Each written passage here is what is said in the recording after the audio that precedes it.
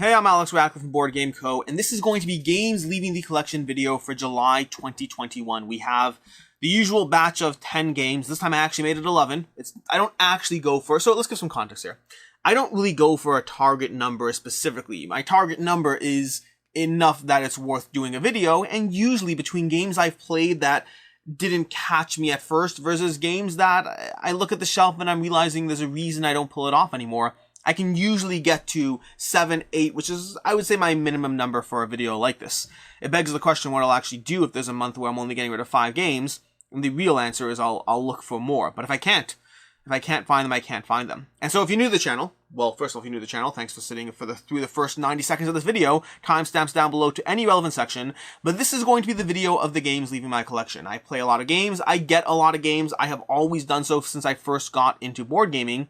And that means that as games come in, games have to go. It's the nature of the world. It's a circle of life. I don't know the actual words of the Lion King song. I can kind of do it a little bit, but I don't know the words. Let's just be honest there. Anyways, starting off the bat with number one. Number one is a correction from last video. I don't do this often. I think I've done this like twice, maybe 3 times since doing this series. We have Terraforming Mars, Ares Expedition is staying. This is not going. Last month I said this one was going. And then shortly after I played it again with one of my friends who hadn't had a chance to play it yet. And we added some house rules, some aspects that make it a bit more like Terraforming Mars. Because for us, for our group that loves Terraforming Mars, we like and appreciate the shorter playtime that Ares Expedition brings to the table, but we wanted it to feel a bit more like Terraforming Mars. So to answer all the questions from people who are like, well, why don't you just play Terraforming Mars? Because this is an hour. So it does have a reason to pull this one out. But yeah, so basically we made some house rules. I have a video on the channel that went up at one point already covering this. We made some small changes to the way the game plays to make it feel a bit more like Terraforming Mars. It doesn't mean you have to do that at all. But if you played this game and you felt like I did, that you just wanted to feel a drop more like Terraforming Mars, we ended up keeping this because of those house rules. I do not house rules games often, by the way. Very rarely. And even more rarely do I come up with the house rules myself. Usually, it's something like, Besiege is a great example. Besiege is a game where I do love Besiege, although I constantly look at it doing these videos, debating whether it's time to get rid of it. But Besiege is a game that I keep and play because of some of the house rules. So it's something that I do, or I am willing to do, 2 games in my collection, but it's not something I'm looking to do or in a rush to do. I'd rather play games that are good out of the box, or good for me out of the box, I should say, because good or not good is always relative to the person on the other end of that game. So that's basically just a correction. We haven't even started this list. This is number -1 on the list. We have 11 games to go through, and next month there may be more. I have a bunch of reviews coming up of a variety of games that are, well, not sticking around for one reason or another. We're going to take this off the table so that when I eventually take a snapshot of the thumbnail, people aren't confused by seeing that one again. And instead, we'll start off with one that I did review already, which is Four Gardens. I reviewed this on the channel this month. This is going to be about Arcane Wonders, and Four Gardens is bringing you a bit of a...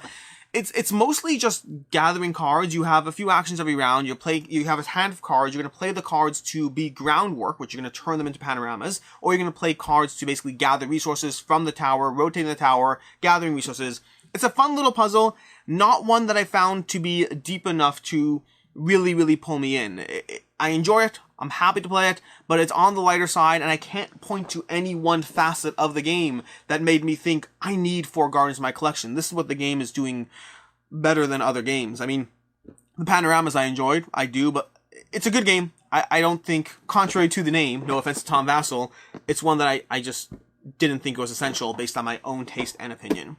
Next up, we had Villagers. Now, Villagers is one that I only got in one play of this game, hence the no review or anything like that. I liked Villagers. I didn't love it. Similar to Four Gardens, it's not that it's bad. I enjoyed my play, and then I looked at it and I was like, I need to play this again to justify keeping it. And then I kept looking at it, and I was like, I'm not going to play this again because I don't have enough of a drive to.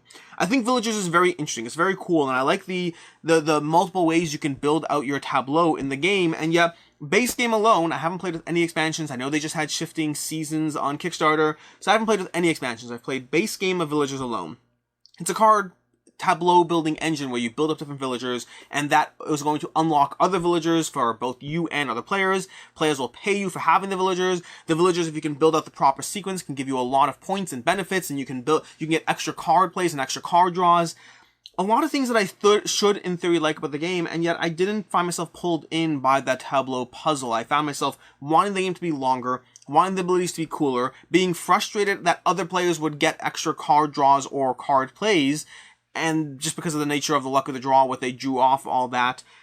I can see why people like this game. I liked it. I'm just not willing to keep on playing it because, and again, this is a good usual tangent over here, which is I play and have a lot of games. The fact that I get rid of games that you may love or other people may love is just part and parcel of the experience. These are the games that are good for me, but I try to keep the games that are great for me. Speaking of games that are good but not great, we have Red Rising. Red Rising I reviewed a bit ago. There's some Stonemaier games, and I said when I reviewed this that I didn't think it would stick around for a while. I thought that it would stick around until I was no longer interested in going through the puzzle of Red Rising. Red Rising is going to be another take on Fantasy Realms. The two games are compared a lot because they have the same basic mechanism. You have a starting hand of cards, you're going to play cards to various zones, you're going to draw back other cards, and you're kind of rotating through this collective pool of cards. Some cards are being added to the game through the mechanism of the engine, but for the most part, you're just trying to optimize your way towards the best hand. That's what you're doing in Red Rising. It's about getting the best hand by the time of the end of the game, because every card has a little scoring bonus on the bottom, and the way you combine the scoring bonuses with the cards, if you have 3 of these cards, if you have all reds and golds, and if you have no blacks, and if you have this specific named card, but you can also use this card as a substitute for that specific named card, you're trying to get to a point where you can score 30, 40 points per card, as opposed to 15, 20 points per card. If you do it right, you can get a lot of points in Red Rising. My problem with Red Rising, and I said this at the time of the review, but it has led to me, I think I've played it twice since I reviewed it, and then stopped playing it. My problem with Red Rising is that every time I get to the end of the game, I want to play it again. Every time I get to the scoring of the game, I'm like, ooh, I want to try to optimize to a better score.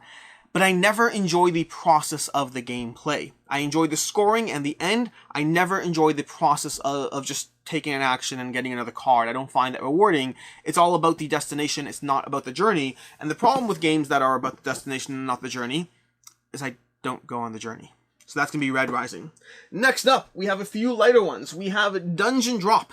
Dungeon Drop is a game. This is going to be coming to you from Phase Shift Games. They actually have an upcoming new game that uses the same mechanism of Dungeon Drop, but ideally or theoretically in a deeper experience. Dungeon Drop is a lighter little game which you're going to be dropping a bunch of cubes down into a central play area. Ideally, you're going to want the mat and walls for this game. It makes it a much better playing experience. You're dropping down these cubes, and then you're using your adventurers with their combination of the adventure themselves and whatever role or ability they have, and then combining those to basically try to gather as much treasure from the dungeon as possible, avoiding the various orcs and skeletons and blobs and slime and all that kind of stuff. And ideally, not avoid. You want to get the dragon because it could be worth a lot of points, but you want to do it when you actually have some sort of invincibility shield, because otherwise the dragon will kill you. Lots of fun things going on in this game. It's a light little game where you drop the cubes into the center of the area, and then I would say it's definitely family focused. This is either family focused or you've been drinking a lot and you want to play this with your buddies. One of those two things. But I like it. It's fun. But also, it's the kind of thing where my kids aren't asking to play it, and I'm not asking to play it. So we enjoyed it. We've played it a few times. We enjoyed our few plays of it. I think it's a fun little puzzle, and I'm very intrigued to see what Phase Shift Games does with this concept. The concept's very cool. The concept is not really a dexterity so much as just dropping cubes and then trying to figure out how to optimize around that. It's about seeing those patterns on the table and making the best of them. I think it's a cool concept. I just want the game around it to be a little deeper. That's going to be Dungeon Drop. Next up, we have Cross Clues. Cross Clues I played, I think twice. Not really twice. Technically, I played it like 15 times, but each time I played it, we played like 7 games in a row. Cross Clues is going to be another game in the vein of games like Decrypto and Codenames. It's going to be a game where you're going to have this intersection of 1, 2, 3, 4, and then A, B, C, D, and you're going to be trying to get people to guess the specific combination of cross clues. You're going to be wanting to give something that points to a specific intersection. How can I combine the word that and chocolate? Dog would probably work. Dogs are deathly allergic to chocolate. That's a morbid card, but that might work. It might work. You want to try to figure out the combination of the column and the row and give a clue that points people towards getting that specific card. It's a cool concept. I like it. I do. My problem is, in a world where I have codenames, in a world where I have decrypto, I don't see a reason to pull out cross clues. The reason I would pull it out is the variability of it. Of, oh, I'm getting a little bored of codenames, so I want to try something a little bit different, same general concept. But I like codenames and decrypto too much, so I already have the variability from those. I also have codenames duet and regular codenames and codenames pictures. I have a bunch of options, and there's just one, which, to be fair, I haven't played just one enough to have a fair opinion, but I kind of like it more than this so far. There's a lot of other games that do what Cross Clues is doing, and in my opinion, do that concept better. Is Cross Clues worth checking out, worth picking up? Very possibly, especially if you play these games a lot more than I do. For myself, Codenames is the kind of game that hits the table. I'd love for it to table more, but it hits the table once every 5 weeks, 6 weeks, something like that, and I don't need the extra variability that Cross Clues brings. A solid game, worth checking out, but I do prefer Codenames and Decrypto and Just One, possibly others that I'm not thinking of at the moment. Next up, we have Super Skill Pinball Fantasy Arcade, or 4Cade, or whatever it is. This is a roll and write game that I was really, really looking forward to, and I was kind of let down by this one. Like, really let down by this one. I think it's cool. I think it's so here's the concept of Super Skill Pinball. You're gonna have these various pinball maps that you're gonna be playing on. You're gonna have these various maps that you're trying to, basically play on, and you're going to be trying to have, you're going to have your pinballs that you're trying to shoot up and have them bounce off the various things, and then they hit the paddles, all the while you're rolling dice and assigning where the dice dictate where the ball goes, following certain procedural rules around the specific map.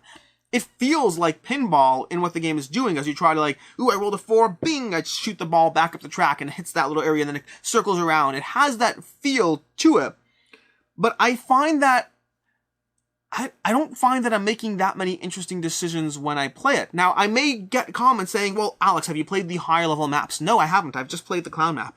That's all I've done. I've played the basic intro Carnival map. I haven't played Cyberhack, Dragon Slayer, or Dance Fever.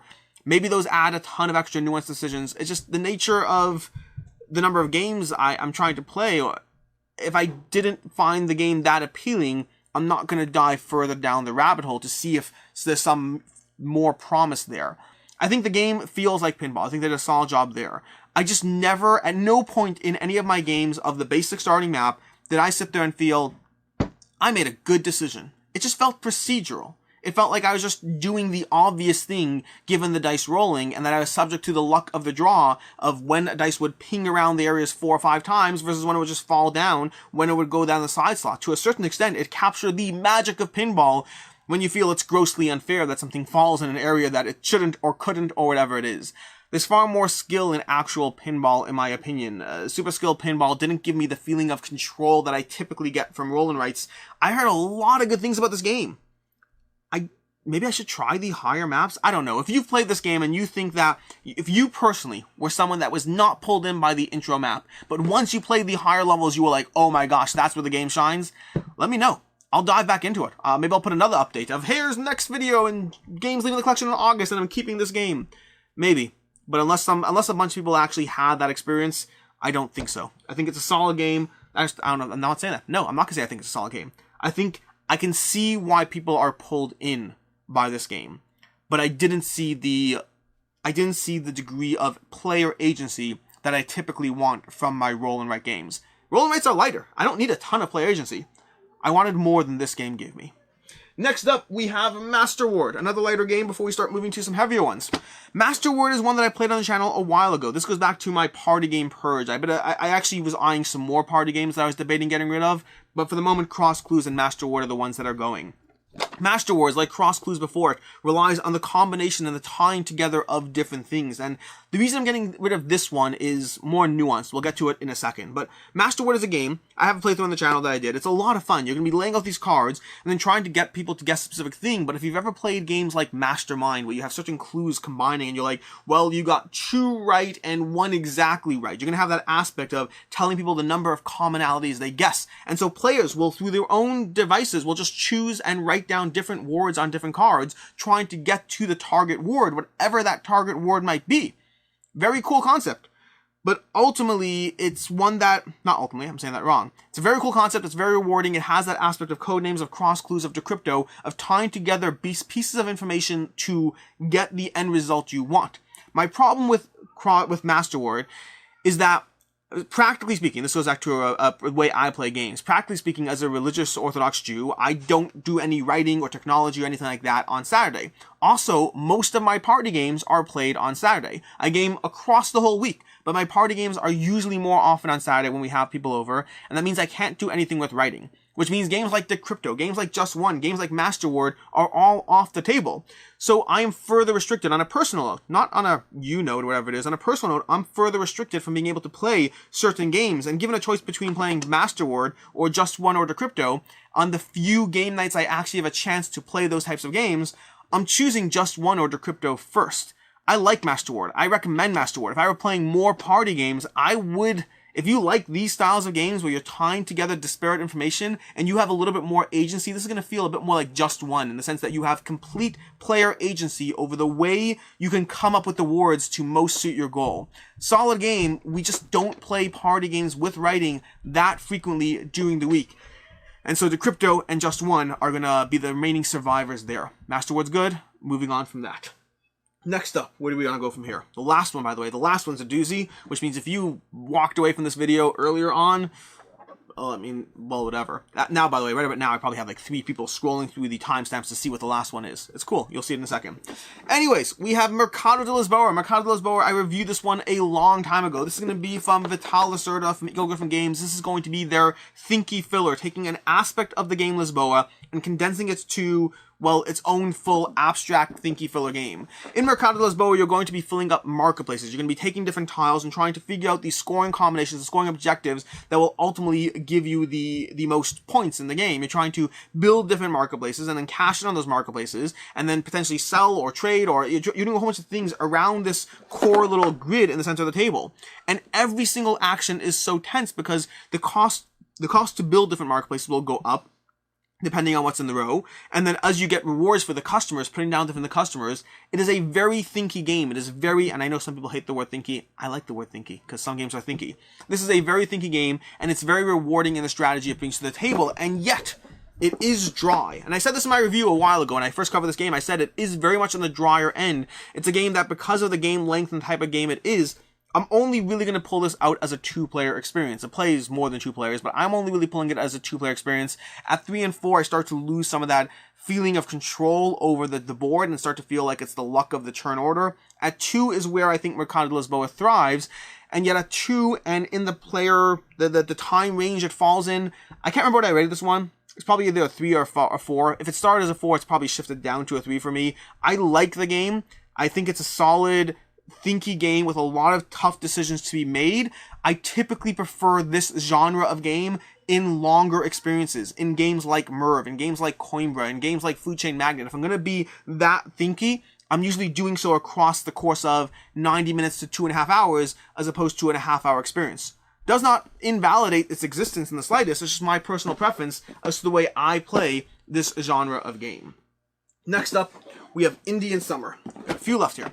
Indian Summer is another one that I keep looking at, and finally it's time to go. And part of this is because if you've watched my Play This Not That I had, I want to say last week, I had a Play This Not That of Baron Park versus the Grand Carnival. I find that polyomino games, of which Indian Summer very much is a polyomino games for me, like anything else on this table, I have a limited number of slots for any type of game, any type of genre. Now, Uwe Rosenberg's collection of Indian Summer, Spring Meadow, and Cottage Garden, they've all been leaving my collection one at a time, with Indian Summer lasting the longest. By the way, fun fact, on Board Game Geek, I think this is the lowest rated from those 3.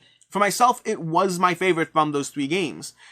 But while I really like the prettiness of Cottage Garden, where I like the polyomino feel, where I like building up my board, there's something fiddly about the way you earn these tiles that you put over the holes in the polyominoes. It's a little more fiddly than a typical polyomino game that I would pull out. I find that I'd rather pull out Baron Park. I'd rather pull out the Grand Carnival. Hopefully when Planet Unknown eventually shows up, I'd rather pull out Planet Unknown. I like Indian Summer, but I only have so many polyomino games I can justify having in my collection and actually pulling out. I still have Patchwork. Patchwork is simple enough and clean enough in what it's doing that even though the gameplay I don't find as rewarding as some of these other games, I still do play Patchwork from Uwe Rosenberg. The rest of his polyomino games, well, I guess he also has Feast for Odin, which I do have. Haven't played that in a while, though. But yeah, the rest of his trilogy of these games, I enjoy them. I'll happily play all of them. but one at a time they have left as they've lost the battle with other Polyomino games in my collection. Next up, we have Imperium Legends, or Classics, I should say. Imperium Classics, which I shouldn't have held till this long in the video, because if you've watched my other reviews and stuff on the channel, you already know this one is going away. Imperium Classics I did not enjoy at all. Like, at all. I see why it is a good game. I see why people would like and would keep or seek out this game. If you look at the reviews on Board Game Geek, it's fascinating. One of the things I tend to do, once I've come up with my draft, my outline for a review, I then tend to go on Board Game Geek to see other people's opinions. And the reason I do so is always a balance. Do I want to walk into a review as unbiased by any external factors as much as possible? The answer is no, because what I'd rather have is I'd rather walk into the review, especially if my review is negative, I'd rather walk into the review seeing whether I'm missing something. If enough people say different things to me, maybe I did something wrong, maybe I need to read the rulebook a third time, make sure something's going correctly. So I regularly do look at the general consensus of reviews before I finally film my actual review. And when doing so on Imperium Classics, it was fascinating to see because a lot of people love this game.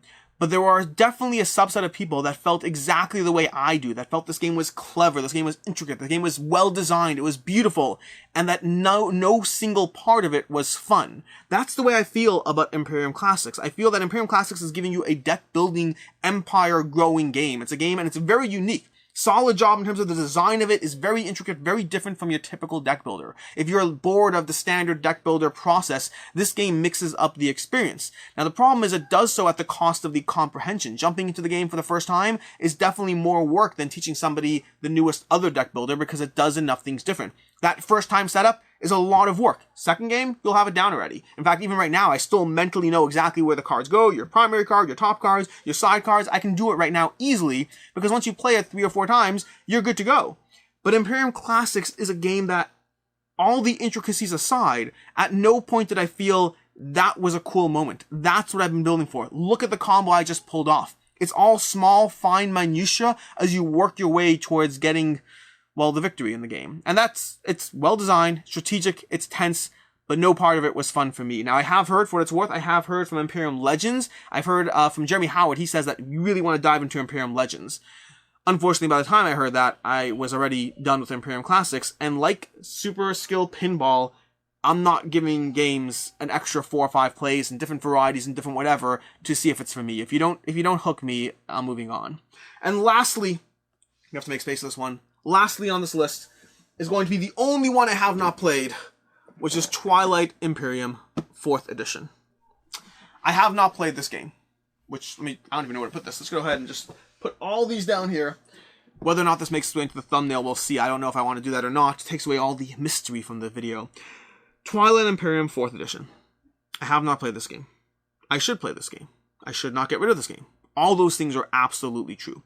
Now, I generally, one of the things, talking about the criteria of these videos, I talked about it in the beginning of the video, but part of my criteria, along with searching for games, is I try not to get rid of more than 1 game per video that I have not played. I try to play the games I get. Once in a while, it's time to let go of a game because I just believe it won't get played, but I try to make that a very small part of this video series. And in the case of today, I've really come to the conclusion that Twilight Imperium is just not getting played. Not that I won't play it ever, but the way our group plays games, we don't sit down for 8-hour-long experiences, ever. Like, we all have kids, we all have families, we all have other responsibilities, and that's not to say that people playing this game don't have kids, families, or other responsibilities, but it does mean that we're constantly choosing where to put our time, and 8-hour chunks of times, or 6-hour chunks of times, if you can play it fast or whatever, they just don't come up frequently or at all. This is a game that will absolutely never get played right now. Based on my life, it will not get played unless I'm willing to split it up into 2 sessions, and I don't think that's a great way to dive into Twilight Imperium for the first time. And so I'm letting go of it. I hope to play it one day. I do.